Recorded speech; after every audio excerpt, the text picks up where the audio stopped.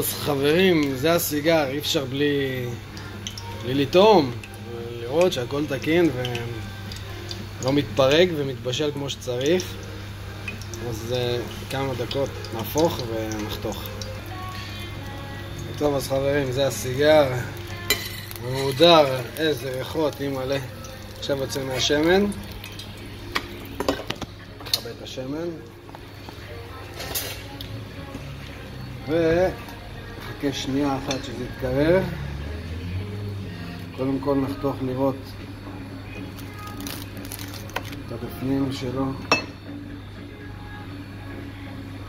חצי, זה יופי.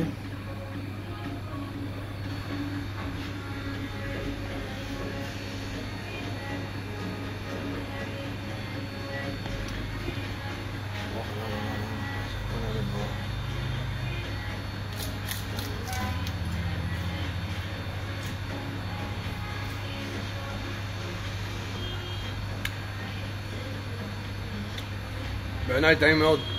דו דגים, סיגר בשבילכם מוכנים. 8 שקל לסיגר.